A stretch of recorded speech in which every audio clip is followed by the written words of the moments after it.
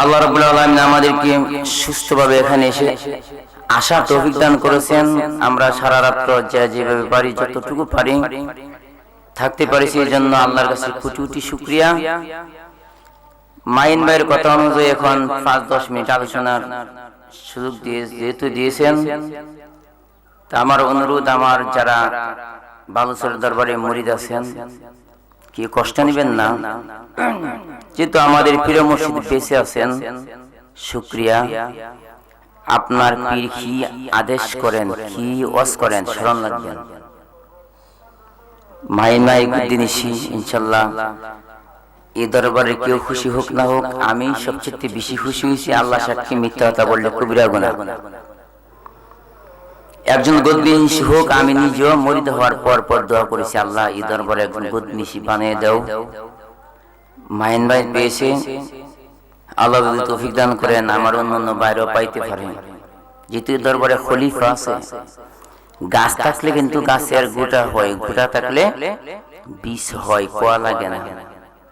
যে বাড়িতে আম গাছ আছে, এটা বাস্তব, যে বাড়িতে আম গাছ আছে, আম বীজ ফালান লাগে না। আম ফাইকিয়া বাড়িতে ফললে বড়া মাটির নিচে যাওয়া লাগে না, মাটির উপরেই গাছ হয়ে যায়, হয় না? যে বাড়িতে জাম গাছ আছে, জাম গাছ দেখবেন ফললে গাছ হবেই। আপনি যত্ন করেন আর নাই করেন, গাছ হবেই। আপনার পীর যদি কামেল হয়, আপনার পীর যদি সহি হয়, 100% নবীর প্রেমিক হয়, পরিপূর্ণ তাজ্জুদেই আপনার কালবে জিকির জারি হবে ইনশাআল্লাহ। আমরা এখানে যারা আছি অনেক, মাইন ভাই তো ইনশাআল্লাহ একবারে নিচের সবকে খেলা করতেছে। আল্লাহ যদি দান করে, গদ্দিনিশি পীর ফান্দাকের যে সুন্দর আলোচনা করছে, কালবে আপনার নবীর দিদার হয়ে যেতে পারে। যে নবীর দিদার পায় সেই আল্লাহর ওলি। যাই হোক, আমি 10টা লতিফার একটা হাল বলবো মাইন ভাইয়ের কথা রাখতে গিয়া। আমি মুরিদ হওয়ার পর এই স্টেজ ছেড়ে কোনোখানে ঘুমাইছি না। যেহেতু মাইন ভাই যদি কষ্ট নেই, গদ্দিনিশি কষ্ট পাইলে ফিরে কষ্ট পাইব, প্যান্ডেলের ভিতরে ঘুমাইছি। তা আপনাদের অনুরোধ, আমরা দরবার হইতে ছোট মুরিদ কম, ফান্দাকের দরবারে আলহামদুলিল্লাহ যারা মুরিদ না, এরা মুরিদ দরবারের মুরিদের বক্তবৃন্দ বেশি, এটা বাস্তব আমরা জানি, কিন্তু আমরা কম।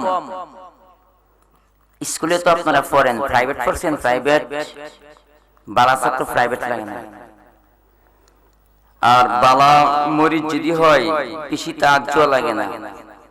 আপনার পীর যদি কামেল হয়, ঘুম থেকে উঠিয়ে দিব, তুমি ফজরের নামাজ পড়ো, তোমার মুরাকাবা করো। আমি এই দরবারে ছিলাম না, মধু খাওয়ায়া খাওয়ায়া আস্তে আস্তে নিজের খলিফাদেরকে হুমকি দিয়া আমার প্রিয় মুর্শিদের সামনে অন্য কারো প্রশংসা করবেন না, করবেন শেষ। আমার প্রিয় মুর্শিদের সামনে খলিফার প্রশংসা গায়া লাইন ভেঙে গেছে, লাইন। আচ্ছা বলেন, বালুচরের হুজুর যদি জিরো হয়ে থাকে কিন্তু হিরো বানায় লিছে না? বাপ যদি বৃদ্ধ হয়ে যায়, সন্তান যদি জওয়ান থাকে, বাবার বৃদ্ধ থাকে না। সন্তান যদি ম্যাজিস্ট্রেট হয়, বাবা যদি মূর্খ হয়, ঘরের ভিতরে গেলে আর ম্যাজিস্ট্রেট সন্তান ম্যাজিস্ট্রেট থাকে না। বালুচরের হুজুর কিন্তু কামেল মাস না। বাংলাদেশে একটা ফিট দেখাইতে পারতেন না, সে নামাজ পড়াই না। আমার প্রিয় মুর্শিদ বালুচরের ইমাম সাহেব আমরা থাকলে হুজুরের জামাতে যায় না, আমরা আফসোস করি হুজুরে জামাত পড়াই তো, হুজুর পড়াই না। হুজুর এমন একটা আদর করে মুরিদকে, এমন একটা আদর করে আলেমকে, এমন একটা সম্মান করে হাফেজকে। আমাদের প্রিয় মুর্শিদ মুরিদকে নিয়ে জান্নাতে আড়ায়া দেখাইছে, তুই এই ঘরে থাকবি, এই ঘরে থাকবি। কোন সুবহানাল্লাহ। আমার প্রিয় মুর্শিদ 41 দিনে আমার সবক কলব থেকে পাল্টাইছে। আমি আরেক খানকার মধ্যে ইমামতি করতাম, বলছে এটা আরেক খানকার। আমার পীর নিজ এই দরবারকে ওহাবি বলতো, আমিও বলতাম। আর আমার প্রিয় মুর্শিদের তাজ্জুব পাইতে পাইতে পাইতে আল্লাহ এই দরবারে খলিফা বানাইছে, মাইন ভাইকে বানাইছে। এই জন্য বাবারা, খলিফা হওয়ার জন্য শর্ত না, শর্ত হলো আমার নবীর প্রেম, আমার আল্লাহর জিকির অন্তরে ফুটে তোলা। কোন একবার সুবহানাল্লাহ। কলবে যারা এখানে মুরিদ আছেন, যাদের সবক কলবে আছে, আপনি মুরাকাবা বসলে দেখবেন কলবে জিকির হয়। কলবে যখন জিকির হইব, রুহের মধ্যে জিকির থাকবে না। আর রুহে যখন জিকির হবে, কলবে জিকির হইব, রুহের মধ্যে জিকির হইব।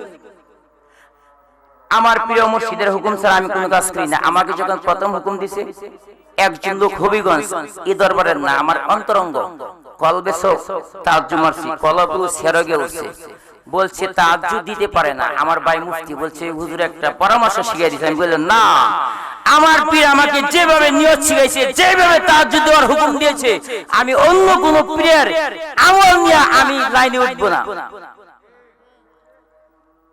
সে বলছে আমার ছোট ভাই মুফতি, কিন্তু আমার পীরের উসিলাই কাজ করতেছি ইনশাআল্লাহ।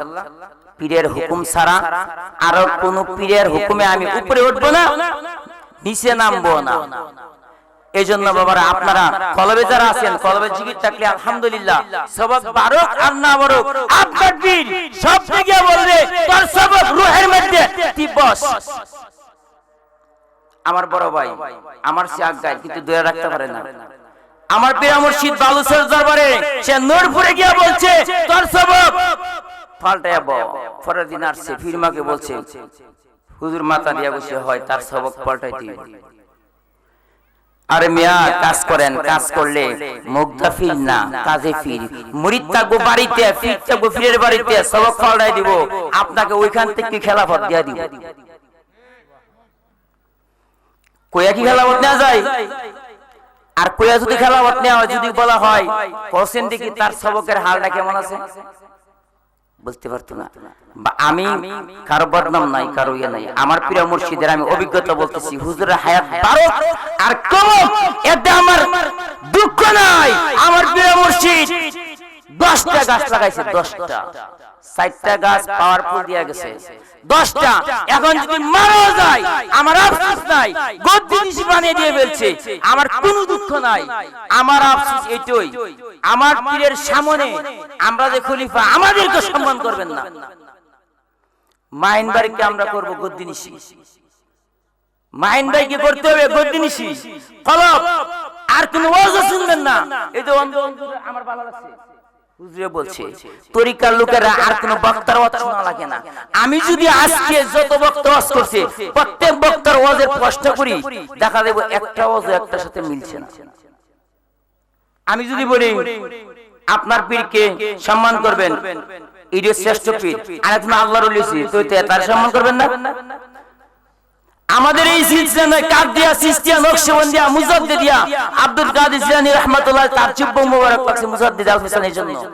আর খলিফা গদ্দিনিশি পীর চাইছেন, এই জুব্বা যদি এই গদ্দিনিশির কাছ থেকে সরে যায়, তার পার কমে যাবে, এখানকার পার কমে যাবে। দেওয়ার ইচ্ছা ছিল না। গাউসে পাক বলছে, এই গদ্দিনিশি পীর, এই জুব্বা যদি মুজাদ্দিদ আল হোসেনকে না দেওয়া হয়, তোমার খেলাফত কেটে দেওয়া হবে। কিয়ামত পর্যন্ত কাদিয়া তরিকার কোন খলিফা আসবে না। ফিরে দেখেন কাদিয়া তরিকার খালি মুগদা দরবারে যায় না রায়েন। যাই হোক, আমি আর বাড়াই না। কলব রুহ শেয়ার করবি আকফা নফস হাওয়া নার মা খাক। আমি আমার মসজিদে নামাজ পড়াই, মাসুম সাহেব যেমন ওলি বানায় দিয়ে গেছে, তার এক মুরিদ ঢুকছে আমার মসজিদে। আমার মসজিদে ঢুকার সাথে সাথে সুলতানুর আসকর জিকির জারি হয়ে গেছে। আমি আমার নামাজে দাঁড়ায় নামাজ পড়ার এই যোগ্যতা আমার নাই। আমি চিন্তা করলাম অবশ্যই বাজুকার কোন খলিফা ঢুকছে এখানে। আমার অন্তর চক্ষু নাই, আমি বন্ধ করে পারবো, আমি এরকম পার নাই। আমার প্রিয় যত্ন দিছে, যত্ন দিয়ে বুঝতে পারছি। আমি তুকায়া বার করলাম কে এখানে আছে খলিফা। আমি নামাজ পড়াইবো না, জোর করে নামাজ পড়াইছি দিয়া। পরে বলছেন ভাইজান আপনি, ভাই আমি মাসুম সাহেবের মুরিদ। আমি আর বালুচর ইমাম সাহেবকে বললাম, ভাই এত পাওয়ার, আমার মসজিদে ঢুকতেই সুলতান ওয়াসকুর জিগিরের জ্বালা, আমি আমার শরীর ঠিক রাখতে পারতেছি না। তাহলে বাবারা তোর এটা কি পরীক্ষা হইল না? আমার পীরে কি পাওয়ার দিছে না? মাসুম সাহেবের যে মুহাব্বতের মুরিদ আমি কিভাবে পাইলাম? আপনার কলবের জিকির দিয়া, অন্তর চক্ষু। আমার পীরে আমারে বলছে চক্ষু খোলার জন্য দোয়া করিও না। আমি আমার পীরকে বলছিলাম, হুজুর বালুচরের যদি তরিকাতে কোনো ক্ষমতা থাকে, আমি চাই বালুচর দরবারে যে নিয়ত করে ঘর থেকে বের হবে, ফান্দাগের দরবারে নিয়ত করে বের হবে, যাতে অ্যাক্সিডেন্টে মারা না যায়। যদি ওলিদের কেমন পাওয়ার দিয়া থাকে আপনার মুরিদের মধ্যে দিয়া দিয়ে। আমার পীরে বলছে, ফিরে বুঝে না কার কি অন্তরে? বাবা অন্তর চোখ খোলার জন্য কল্পনা করো না। 100 জন কাশফদর ওলি আমার পীর এখনো বাচ্চা আছে ইনশাআল্লাহ।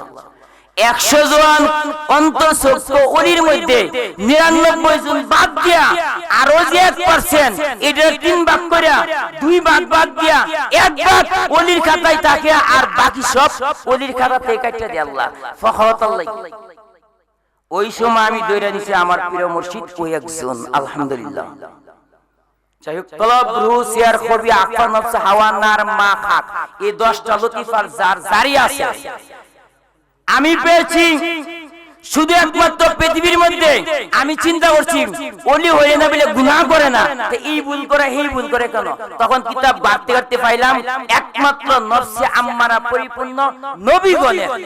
সাহাবীদের মধ্যে কিছু দ্বন্দ্ব হইছে, কিন্তু আল্লাহ মাফ করে দিয়েছে। ওলিদের মধ্যে যদি দ্বন্দ্ব হয় আল্লাহ তাদেরকে ইলহাম দিয়া তওবা করায় লয়। সুবহানাল্লাহ। আমি আর বাড়াই না। কলব রু সিয়ার কবি আকনফ সাহাওয়ানার মা খাক।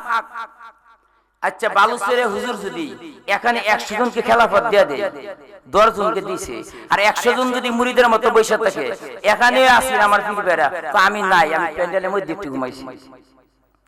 আপনি যদি এই প্যান্ডেলে লুকায় থাকেন, পীরের ইয়ারে ধরে রাখেন, সমস্যা আছে? সমস্যা নাই। ফান্দাগের গুণ যদি বাড়ে সমস্যা আছে? সমস্যা নাই। আমরা ফান্দাগের সবাই যাব যদি পারি, আর যদি পারিবারিক বেশি সমস্যা হয়, সংসারে ক্ষতি কইরা বালুচরায় না। আপনার ছেলে স্কুলে যাবে, মাদ্রাসায় যাবে, ঘরে মা অসুস্থ, বালুচরে ফিরে বলবো না বলে তুমি মা পালাইয়া সন্তান ফেলে আসো।